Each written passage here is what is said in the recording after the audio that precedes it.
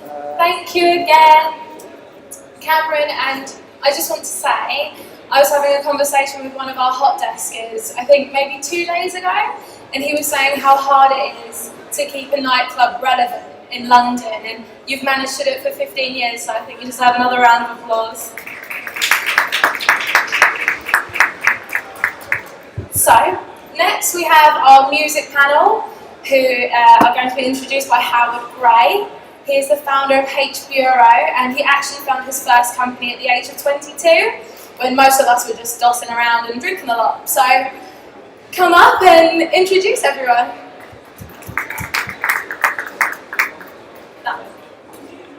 Very much. Is this working okay? It is. I have a few of my own fabric stories. They're probably not all for 3 o'clock on a Thursday afternoon. But I've probably been to the club 100 times before. I still have a Brocky and MC Det mixtape from Kiss FM from the 3rd Friday the club was open. So I think congratulations for 17 years and still going for fabric. So thinking about the music panel theme today, on paper, the 3 guys we've got on the panel seem to come from quite disparate parts of the industry, but I think one thing that unites them is that they're striving to create amazing experiences for their respective audiences, whether that is Boiler Room, Roli, or at Apple. So I'm going to invite the guys to come up and introduce themselves. Please step up.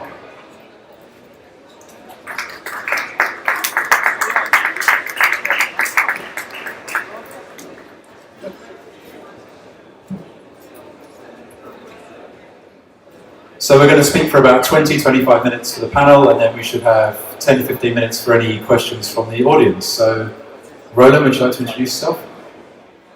Certainly, thank you, and thank you to the organizers for having me today. I'm Roland Lamb. I'm the founder and CEO of Roli.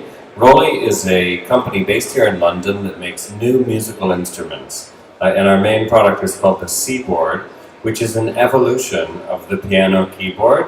And what we're trying to do is bring, more expressive experiences to musicians, to give them electronic tools that have kind of the depth of acoustic instruments, but also have the range of electronic music, all in these new integrated devices.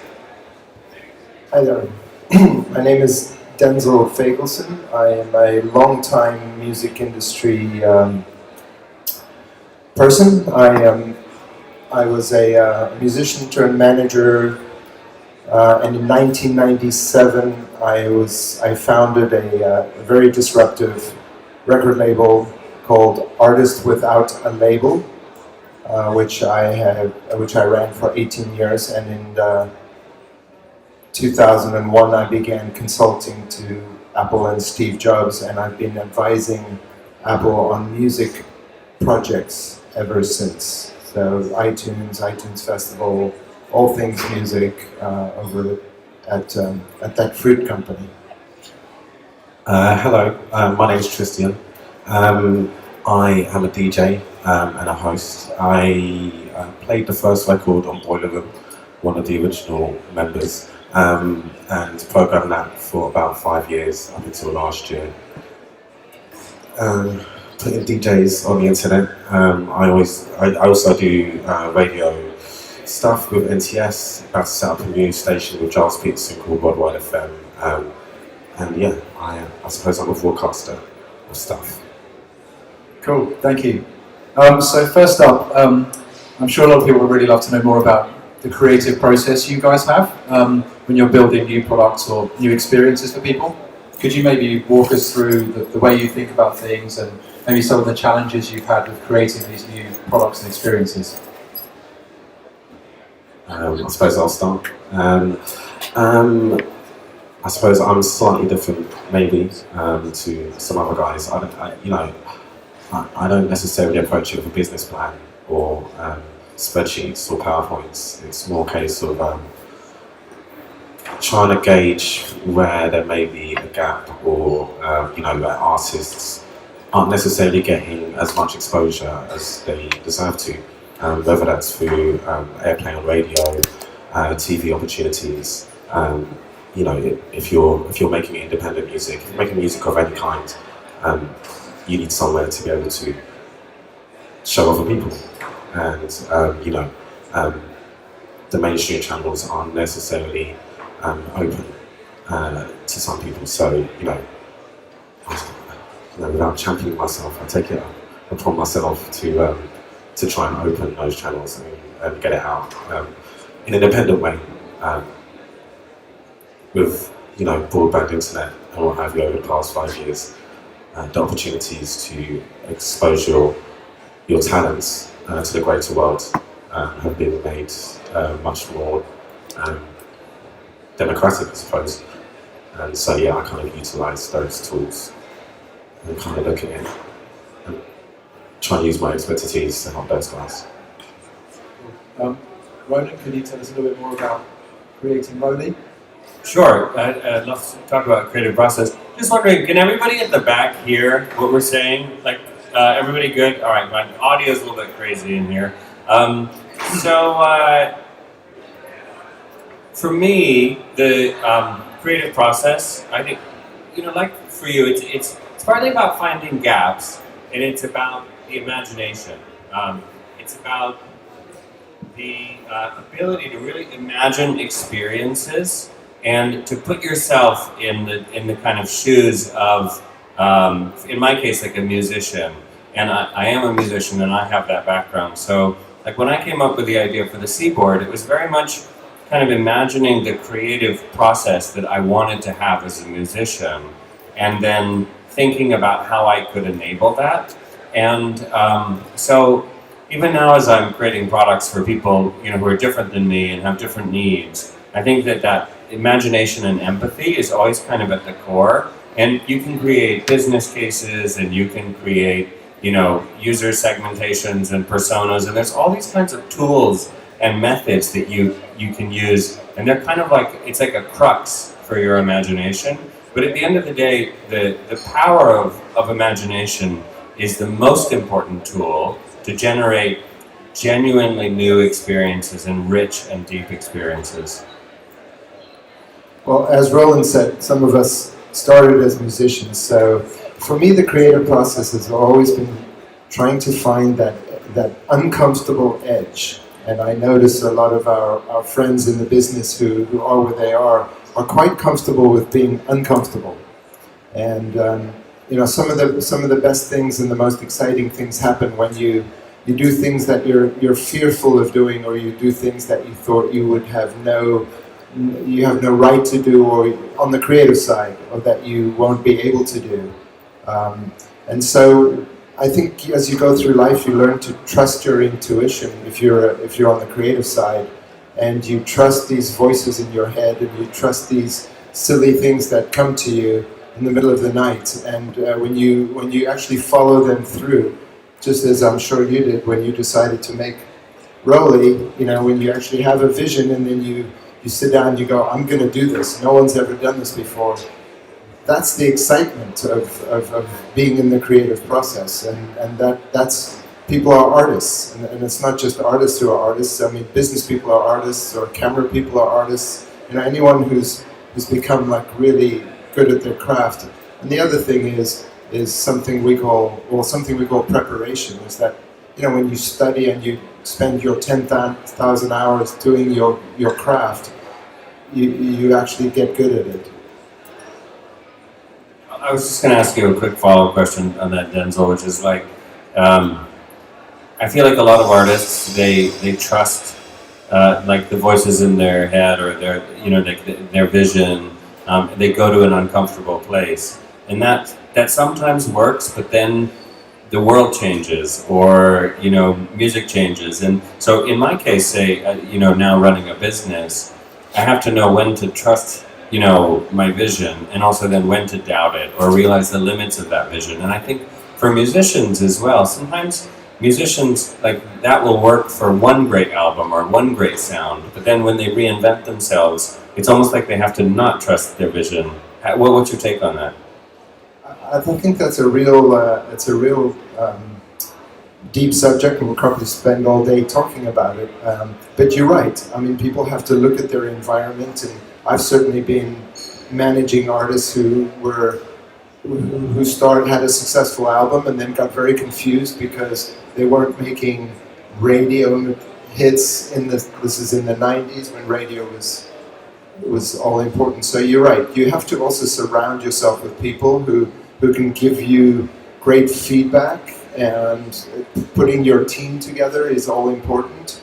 And you're absolutely right, that intuitive process works up to a point, and sometimes you're right, sometimes you're wrong, but either way you're going to grow from the experience, and you're going to by failing, you're going to succeed. So when we're thinking about creativity, we're in the opening of an amazing new space here in London. I think London's been rightfully recognised as a hub for creativity and business in music and many other disciplines for a long time. However, it's well publicised. There's a lot of live music venue closures, globalisation, a lot of shift to technology, a lot of which is coming out of the US that may threaten the position that London has as this hotbed of creativity. I'd be interested to know what you guys think we in London can do to ensure that London continues to thrive as a hotbed of creativity. That's a really hard one. That's something that I get asked all the time wherever I go, is, why is it that London has this creative energy coming out of it? I'm from London, I've lived here my whole life. I've never looked at it from outside, it's always been inside. It's a really hard question to answer. Like you say, there are, the America and the technologies coming out of Silicon Valley and all that kind of stuff. When it comes to music and maintaining an edge, London has always been there, and I feel like it always will do. I think we are going through a globalization, gentrification situation at the moment. If I was to talk to Sadiq Khan, I'd probably ask him to reduce rent prices. I think it's kind of it's becoming unsustainable for creatives who haven't come from a privileged background to survive and eat in London. The everyday struggle is a struggle. You have to have a job in order to just pay your rent. You have to do that anyway, but quite a high-paying job now. I think immediately, if we were to try and address that situation, then it would have to be to make life more sustainable in London. But at the same time, I think the fact that we have such kind of unpredictable weather, it is expensive. You have to hustle hard. I think that forces a creative energy out of Londoners that can't really be matched anywhere else, because you have to be deadly serious about it. It's not something you can just be a bit of a hippie about and chill out in the desert and create stuff. Some people have created amazing stuff from those situations, but I think the way in which London, I don't know, with nowadays, which is punk music, grind music, going back to punk, or weird stuff like drum and bass, or what have you. There's a very unique UK London situations, and I don't know. Maybe it's something in the water. It's a strange anomaly like that. I don't think there's really, I don't think you can calculate what it is that produces that. So we have the Thames to thank for our creativity. Maybe. I think cities have a creative duty to make sure that the arts survive, and I think they do that for art, and they do it for other cultural themes. And I think London is ripe for a new era of more a sort of patron of the arts society, where we actually look at music and performance, and are there enough venues? Do they support the music community? Do they support the creative community? Do they support fans? And do they support it in a financial, sustainable way? And it's almost like there needs to be. I think possibly we need to band together and find that patronism, either from city councils, governments, And I think certain boroughs in London kind of have had that attitude. I think this particular region of Camden has a lot of venues, and I know through the Roundhouse and my work there's been lots of little festivals, say like a mini South by Southwest. If you look at the city of Austin, it's filled with venues, and it's filled with music, and it's filled with musicians, actually all year round. And I think London has the potential to be a little more like Austin, Texas. And I think we as a community have a duty just alongside to fight to make that happen. Yeah, I agree. Just going back to your own respective businesses for a second, I'm really interested to know a little bit about engagement in varying ways. Roland, you guys recently raised a large funding round. Congratulations. I guess I'd be interested to know your advice for early stage or maybe slightly further along entrepreneurs and companies when it comes to engaging with investors when you're looking to raise money, particularly in a climate for investment that's got arguably tougher of late.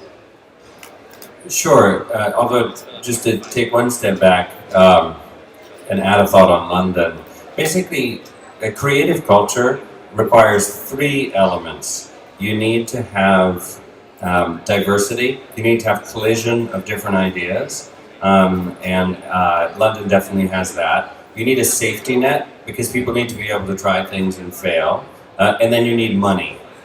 Like if you don't have those three elements, you need a culture with money and commerce and opportunity basically. So the three things I would increase in London is more diversity, more of a safety net, and more money.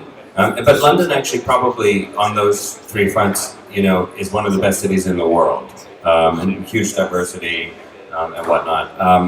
In terms of the money side of it, it is a big part of the equation. Like the projects need resources and artists need opportunities, and for me in building a business, one of the things that I've had to do is go out and pitch to investors and build a business case around Roli. And in my case, like in this last funding round, actually I raised money from the United States. And I would say that the culture of like financial risk taking in Europe is much less. It was really interesting when I was out kind of pitching the business. When I would pitch to European investors and when I would pitch to American investors, I had like a totally different pitch. I used different words. I spoke in a slightly different accent, and I just communicated the vision very differently. Because I think a lot of European investors want to see, and not all, there's big dreamers here too, but they want to see sustainable growth businesses that have a real impact. Whereas in America, they want you to go for like world domination, they want you to change the world, they want you to kind of crush it. And it's interesting to see that difference. So I'd say in London, if we can get a little bit more of that really sense of dreaming big and changing the world and going for it, that would help with creativity at large. And I do think that that's an important component to raising money and financing a business and getting investors to engage. Denzyl, I just wanted to kind of extend that a little bit. When it comes to engaging with a company like Apple, I'd love to know your advice for, say, early stage businesses who are looking to engage with companies of that scale and size who want to grow. I think Apple's unique because they're not like. I think they've created things like the app business and iTunes and iBooks and podcasts to get people to engage. They're not actively a company that funds startups. This is quite common knowledge. So I think they've created an amazing ecosystem for entrepreneurs to engage with them in a much more interesting way, which is if you got a great app idea, go build your app, put it up into the iTunes ecosystem, and you have a shot at having one of the biggest distributors in the world sell your product at a very sort of flowing and easy way. So I think it's not the company to really talk about that. There are other companies that are much more engaged with the startup culture. but I think they've very cleverly been able to still have that, but in their own controlled environment. Thris, with Boiler Room, you guys have engaged a lot of fans, kind of bootstrapped from a standing start. Can you tell us a little bit about how you go about building those fan bases and retaining their loyalty and keeping them interested and excited?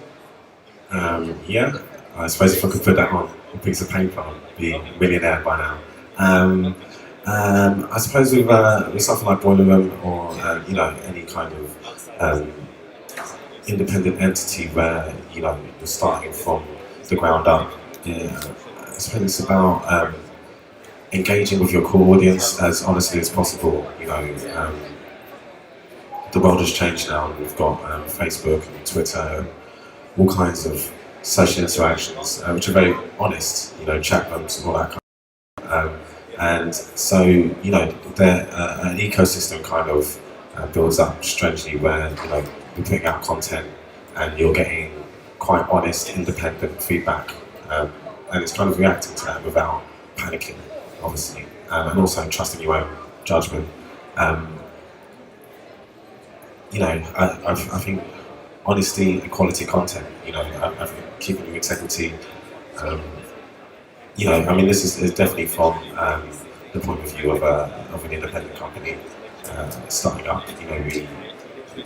We made sure we had quite a solid fan base of our own before we got in any kind of third-party sponsors and anyone to work with. We made sure that we had our own solid crew of people that were well informed on our product and what we were doing, and in some cases were better informed than we were. I think you just have to be really honest. I can't, it's kind of impossible to be any other way now. Before you could put out massive advertising campaigns and put billboards up all down Camden and Old Street, tell everybody what you believed and not really have any kind of dissenters, whereas now, those guys will pop up and take you down in an instant. So, you have to be pretty on point and honest about what you're doing. Cool. I was once a talent agent, and one of the best but also maybe worst bits of the job, or hardest bits of the job, was trying to find out what was next, and trying to find out what was new and hot and interesting, and what was potentially going to fly and going to work for the audience that I was talking to. I'd love to know right now for you guys, are there any artists, entrepreneurs, technologies, record labels, cities that are really exciting you at the moment, or that you think are going to be exciting in the near future? Yes, I think we live in an extraordinary time right now.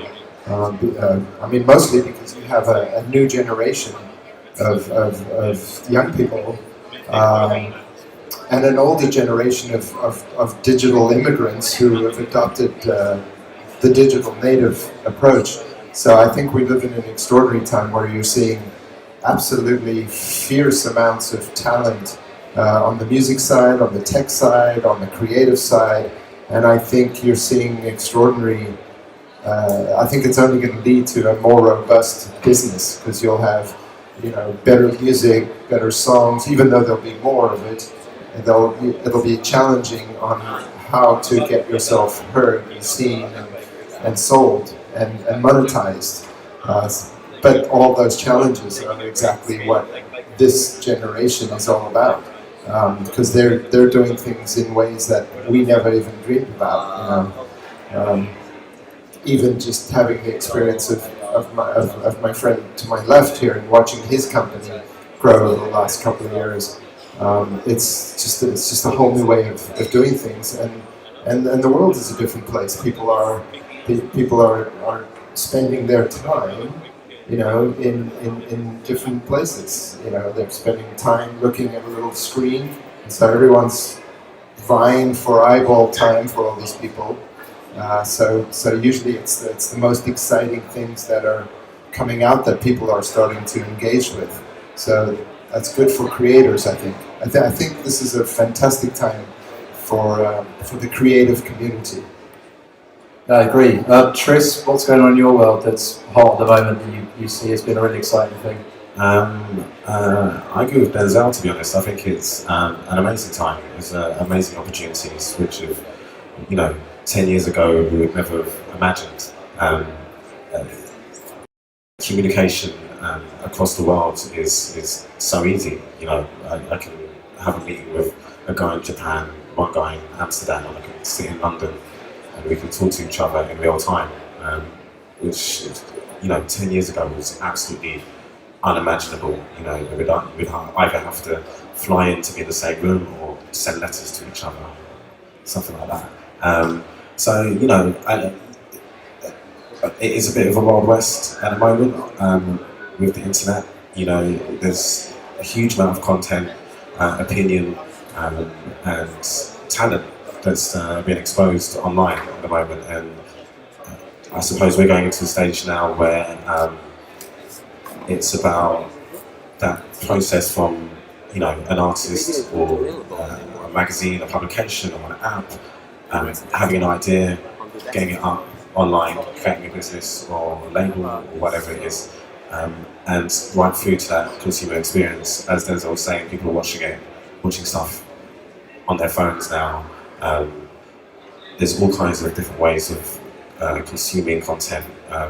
We're about to get to a whole world of VR soon, it sounds like, and then beyond VR, what happens next? The whole consumer experience. I'm still surprised that Google can read through my emails and tell me what I've been searching for, but it's going to get a whole lot more immersive than that in the next couple of years. And I think it's the speed at which things are happening, which is unbelievable.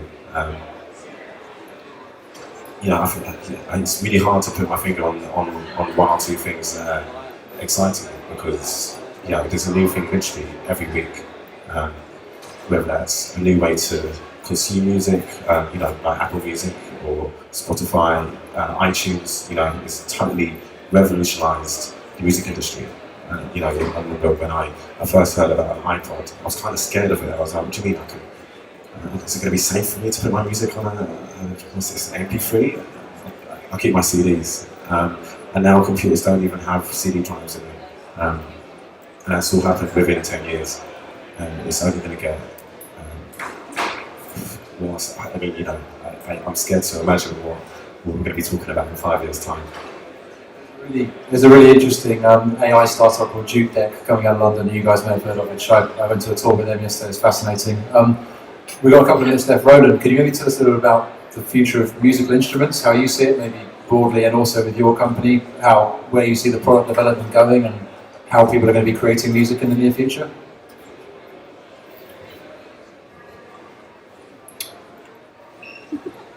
In the near future, people are going to be making music more and more in electronic and digital ways. Right now, there's still quite a big gap between acoustic forms of music making and electronic forms of music making. And 30 years ago, learning how to play the guitar reasonably well and learning how to be a good photographic kind of hobbyist were similarly difficult. You'd have to set up a dark room and learn about exposure and buy a bunch of equipment if you wanted to be a photographer. And similarly, you learn all the chords and you figure out, how to play, and you practice. But now, photography is 100 times easier, and music making is not that much easier. It's, there's a few things that help you learn how to play instruments, but acoustic instruments are just fundamentally difficult to learn. But electronic instruments, broadly speaking, are not that expressive. So you kind of have this difficult choice. I want to learn an acoustic instrument, I'll practice for a long time, I might get frustrated and fail and not be talented, and at the end of the day I'll just be able to play one instrument. Or do I try to make music electronically, but then I have to deal with all the software and the hardware, and it's complicated, and I need a home studio. And so music has to keep up. Music making has to be as accessible and cool, but also as deeply expressive as a lot of these other areas are that have been disrupted by the digital. But people are always going to love music, they're always going to love music making, so it's definitely going to happen.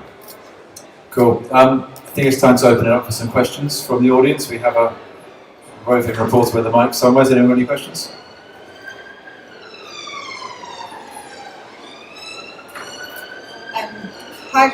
really interesting panel. Thank you for that. My question really is about funding. Can you hear me? Yeah. My question is about funding and money in the industry. Thris, you were talking about kind of how difficult it is to survive. Creative communities in London are really struggling. Things are getting really expensive. And Denzyl, you work for the biggest company in the world, the biggest music company in the world as well. And one of the things that you were talking about was patronage, that old idea that there should be institutions that pay for the arts because they believe it's a good thing for society and for communities and for humanity, I guess. But I'm just wondering, are you aware how stretched councils are at the moment? There isn't any arts funding in this country anymore. It's all being cut, and it's going to continue to be with the government that we have. And I guess what I'm wondering is, you work for the biggest music company in the world that takes roughly 30% of all app purchases, takes the biggest cut of artists' payments when music is downloaded out of the other services. I wonder, is there more of a responsibility on a company like Apple to try and distribute some of their profits a bit more with artists they work with? Well, I actually don't work for them, so just to be clear, I work for myself. I've just been very lucky to be working with them for a long time. And yes, they do care a lot about the emerging market of talent and talent not having resources. And they do think about how to provide and create platforms so that talent can succeed. But I really think that it's a matter of spreading the knowledge about what's out there. And you know, we've seen a lot of amazing sort of functionality come out of crowdfunding. You know, things like Pledge Music, things like Patreon. You know, I mean, Patreon. If you haven't seen it or heard of it, please look it up, because this is true patron of the arts funding. You know, with nothing in return except people who want to contribute, and it's a great idea started by an ex-YouTuber.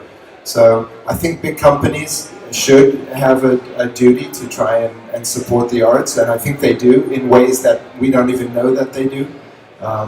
And I think we should find ways of getting that arts funding back if it's going away. It shouldn't go away, and we should fight.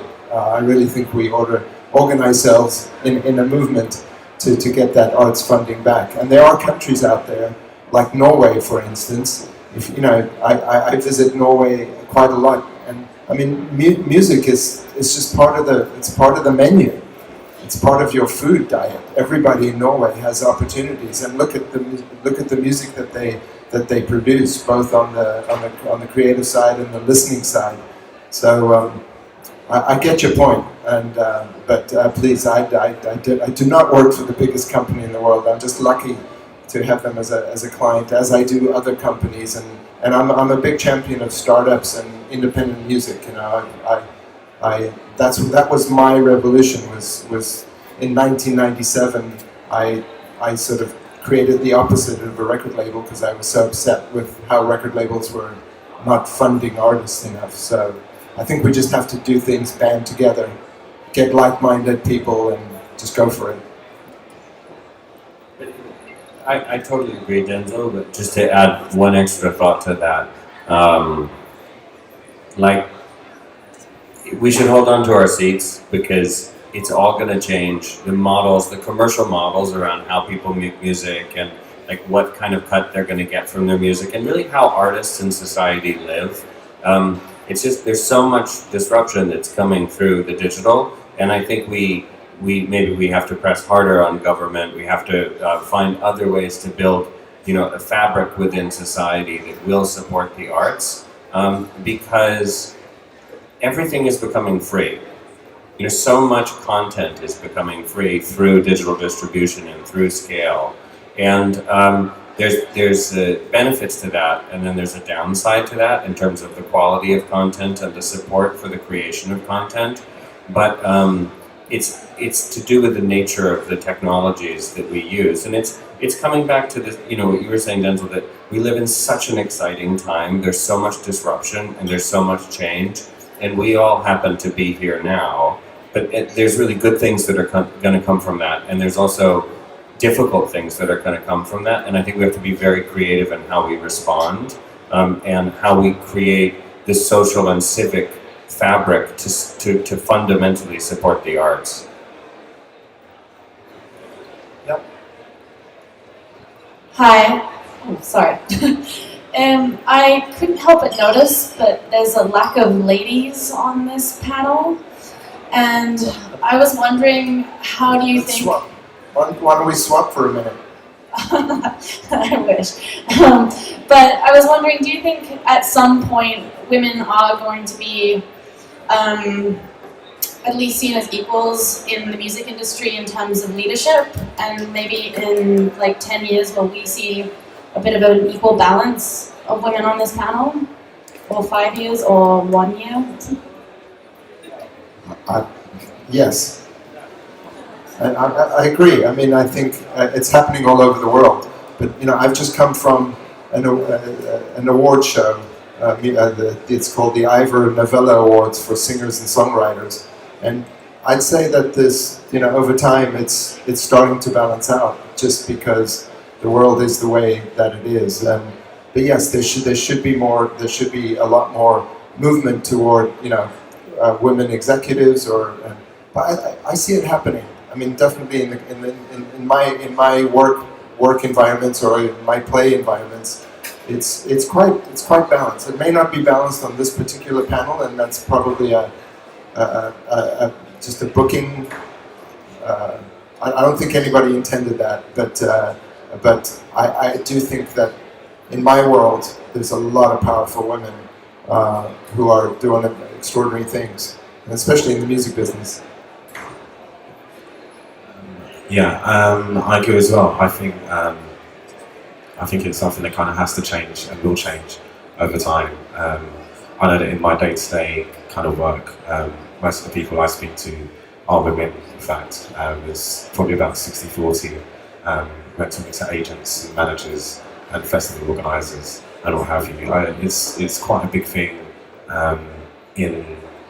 Especially my area of music, where I suppose there aren't enough producers or DJs or performers who are ladies.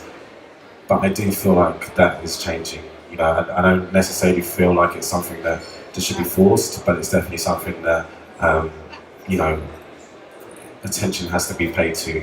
And I know through well, you know, now maybe I wouldn't have 2 or 3 years ago. Now we're booking a lineup, you know, I look to balance out between male and female, you know, because it does kind of get boring just watching a bunch of dudes jump around on stage. But in all seriousness, I do feel like it's changing. You know, it's kind of hard for me to sit here as a guy and be like, yeah, it's totally fine. But I think there is some genuine engagement there, and you know, I don't think. Well, I mean, it's hard for me to speak for anybody else, but from my point of view, I don't really feel like the music industry, especially on my side, is kind of institutionally or intrinsically sexist. I just feel like it's something that hasn't been developed well in the past, but there's definitely a lot of energy and will to make that more balanced. Okay, I think we've got time for one more question. Anyone?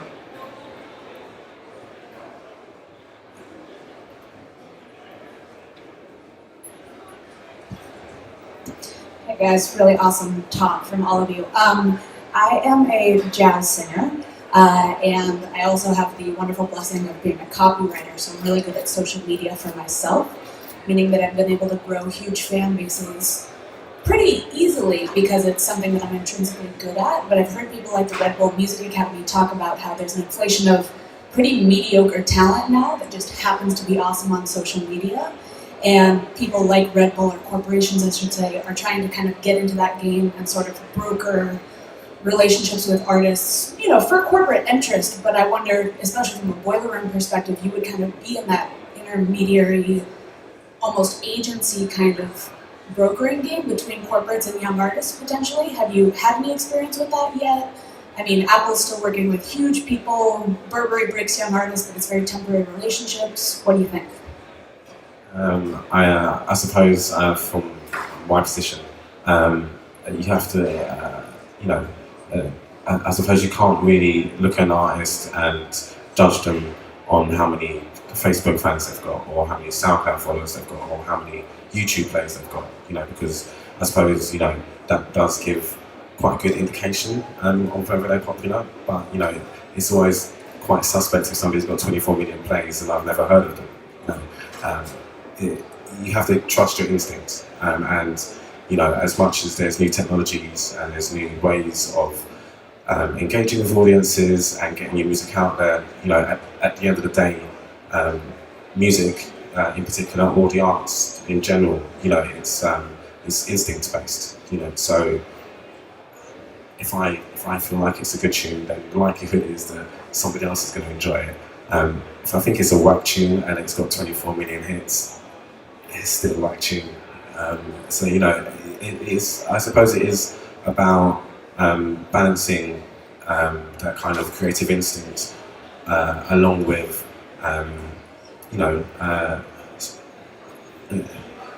it's great that you can look and see that somebody's got 4,000 likes, and it does. If I see that, then it does prick up my ears. I'm like, am I missing something here? But you really have to balance kind of, your instinct alongside that kind of new SoundCloud hype that you can build. It can mean everything and it can mean nothing. You can buy likes. If you want to go deep into it, you can check out who their followers are and how many followers their followers have. But at the end of the day, I've definitely put on guys who have had like 50 fans on Facebook, and then they've ended up playing and become a sensation because of the fact that they've got a good art or got good music, and that's what it boils down to at the end of the day.